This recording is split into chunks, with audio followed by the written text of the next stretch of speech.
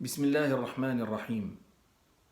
Alors que les intellectuels et autres chercheurs s'affairent pour trouver des solutions aux dangers de la pandémie qui ravage le monde, alors que les équipes médicales se démènent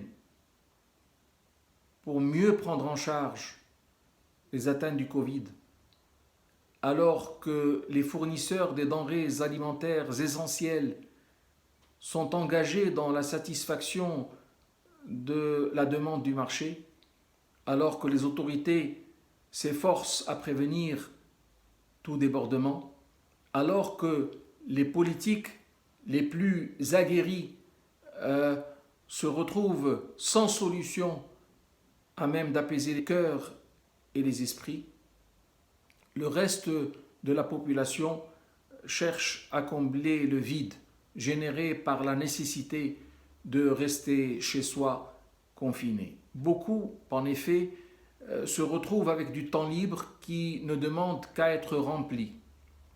Vous me direz oui, mais par quoi? Par quoi le remplir?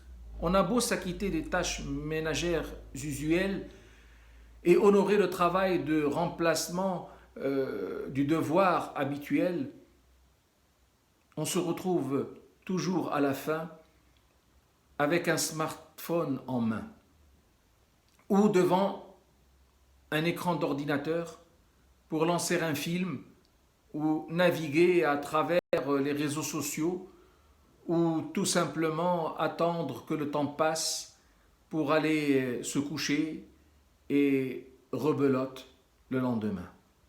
Pourtant, il existe des occupations très utiles et très fructueuses que chacun d'entre nous gagnerait à ne pas négliger.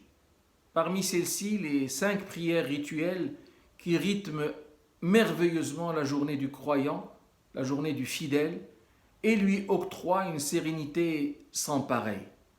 C'est en effet la prière qui permet encore mieux au sujet d'être patient, d'être endurant, surtout en ces périodes de crise. Dieu dit « Ista'inu bis-sabri was-salah » chercher secours dans l'endurance et la prière. Il y a aussi les invocations qui accompagnent ces 5 prières, ainsi que le pool d'invocations matinales, mais aussi nocturnes, conseillées par le prophète sallallahu alayhi wa sallam et qui occupent le sujet durant quelques minutes, tout au plus.